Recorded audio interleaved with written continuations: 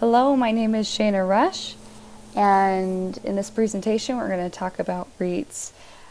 Starting off, let's define what a REIT is. It stands for Real Estate Investment Trust. There's a website entitled REIT.com, and they defined a REIT as companies that own or finance income-producing real estate in a range of property sectors. They went on later to say most REITs trade on major stock exchanges.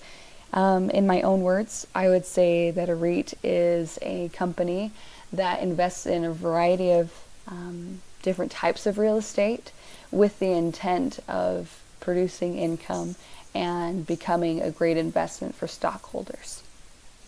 REITs include real estate from hotels to stores to cell towers, so they cover a variety. The purpose, though, is that it could be income producing, that it'd be profitable. The current situation for REITs is that they are considered a diversified investment. A part of this is because the success of REITs is determined by very different things than the success of lots of other public companies, especially in the stock exchange.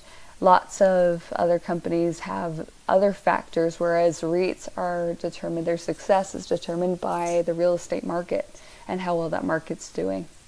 They have historically produced competitive returns, and that's especially when interest rates are rising, and currently they are rising.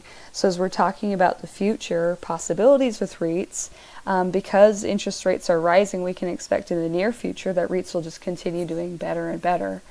Obviously, as with any investment, it depends on how the market's doing, but as of right now, the market for REITs is very good.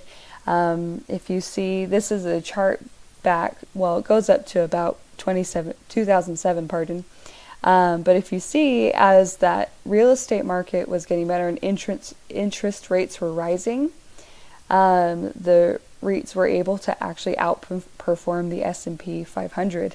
And now the S&P 500 is the Standard & Poor 500, which is a group of stocks from the 500 best performing companies in the United States. And so the fact that REITs were able to outperform that is impressive.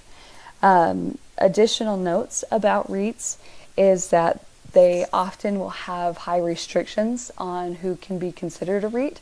And actually, there are certain codes and requirements that they must meet in order to become a REIT or be considered officially a REIT. And this includes that they must distribute most of their income to shareholders. So REITs are a great way to diversify your portfolio. They're real estate specifically for investing.